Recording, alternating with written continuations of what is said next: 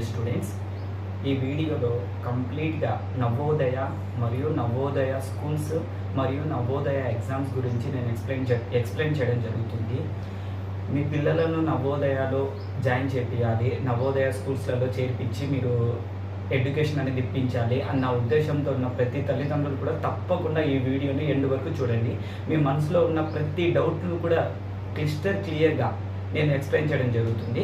Okay, no first Navodaya. What is Navodaya? అసలు Navodaya schools అంటే ఏంటిది? లిజన్, నవోదయ స్కూల్స్ ఒక్కసారి వన్స్ మీ అబ్బాయికి ఎంట్రన్స్ ఎగ్జామ్లో పాస్ అయ్యి నవోదయ స్కూల్స్లో సీట్ వస్తే సిక్స్త్ టు ఇంటర్ వరకు, సిక్స్త్ క్లాస్ నుంచి ఇంటర్ వరకు free education with central government syllabus. అంటే సిబిఎస్ సిలబస్లో మీ అబ్బాయికి ఫ్రీగా ఎడ్యుకేషన్ ఇవ్వడం జరుగుతుంది సిక్స్త్ క్లాస్ నుంచి ఇంటర్ వరకు.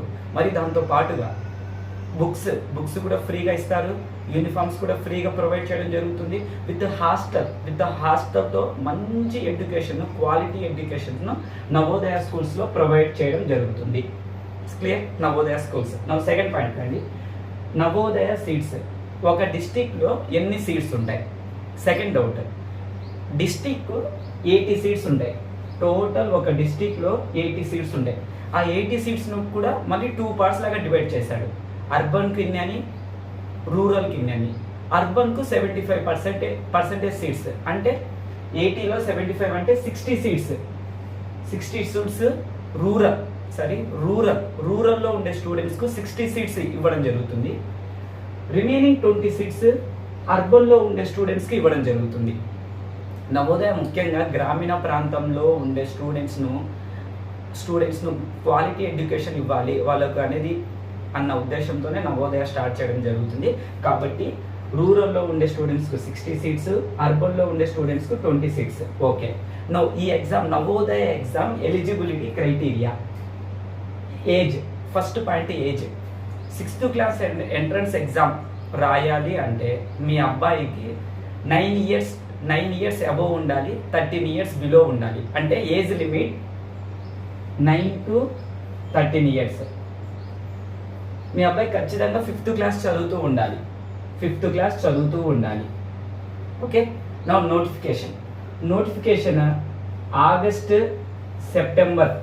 ఆగస్ట్ సెప్టెంబర్ మంత్లో నోటిఫికేషన్ అనేది రిలీజ్ అవుతుంది. ఎగ్జామ్ జనవరిలో ఉంటుంది.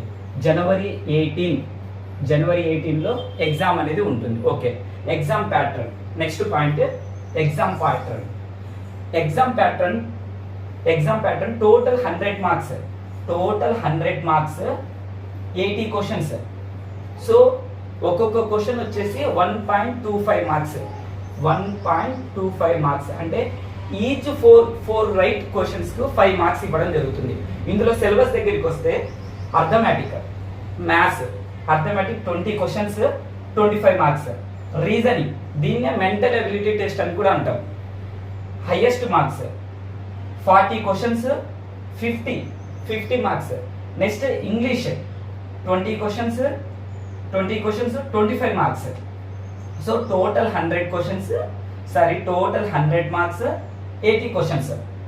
ఓకే, నౌ ఓకే, ఇంతవరకు మీరు ఎగ్జామ్ ప్యాటర్న్ గురించి విన్నారు కదా. ఇందులో డీటెయిల్గా నేను మళ్ళీ ఇంకో వీడియోలో అర్థమెటిక్లో ఉండే టాపిక్స్ అండ్ రీజనింగ్లో ఉండే టాపిక్స్, ఇంగ్లీష్లో ఉండే టాపిక్స్ కూడా ప్రతి ఈచ్ అండ్ ఎవ్రీ టాపిక్ కూడా నేను ఎక్స్ప్లెయిన్ చేయడం జరుగుతుంది. కాబట్టి నా యూట్యూబ్ ఛానల్ మీరు ఫాలో అవుతూ ఉండండి. లాస్ట్ ఇయర్ కట్ ఆఫ్ గురించి నేను ఎక్స్ప్లెయిన్ చేస్తాను చూడండి. Last year cut off marks. Sir, ఇక్కడ ఎగ్జామ్ రాసిన తర్వాత మా అబ్బాయిని సెలెక్ట్ ఏ కేటగిరీలో సెలెక్ట్ చేస్తారు సార్ అంటే, మీరు ఆల్రెడీ నేను చెప్పాను, రూరల్లో 60 సీట్స్ ఆర్ అర్బన్లో 20 సీట్స్ అని చెప్పాను.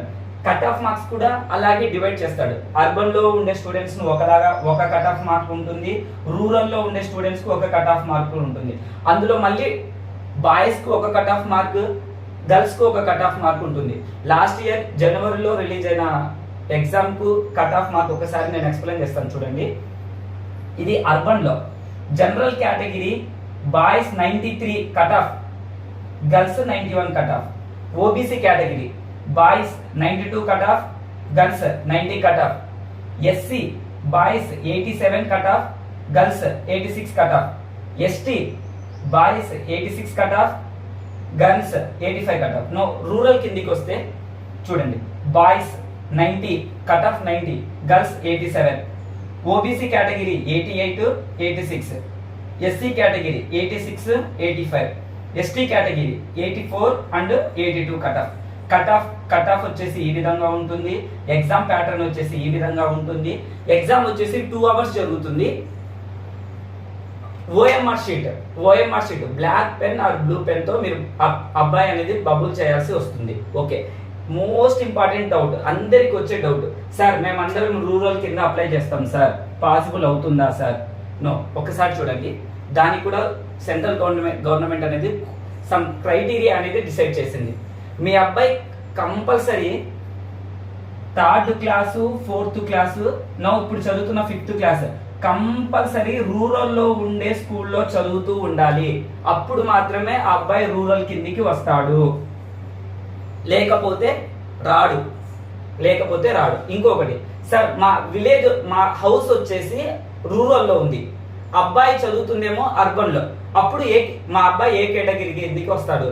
ఖచ్చితంగా స్కూల్ ఏ అడ్రస్ లో అయితే ఉందో అర్బన్ లో అయితే అర్బన్ కిందికి వస్తాడు. స్కూల్ రూరల్లో ఉంటే రూరల్ కిందికి వస్తాడు. మీరు అర్బన్ లో ఉండి మీ అబ్బాయిని రూరల్లో చదివిస్తున్నారు, ఏ క్లాసెస్ మళ్ళీ నేను ఎక్స్ప్లెయిన్ చేస్తున్నాను, ఒక్క క్లాస్ కాదండి, 3rd class 4th class 5th class, ఈ 3 క్లాస్ మీరు రూరల్లో ఉండి చదివిస్తే మాత్రమే మీ అబ్బాయి రూరల్ కిందికి వస్తాడు. ఓకే, సో ఈ వీడియో వల్ల మీకు కంపల్సరీ హెల్ప్ అయిందని నేనైతే నమ్ముతున్నాను.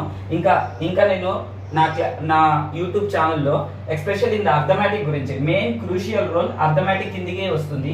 ఈ అర్థమెటిక్ లో ఉండే 15 చాప్టర్స్ డీటెయిల్స్ గా నేను ఎక్స్ప్లెయిన్ చేయడం జరుగుతుంది. Thank you so much.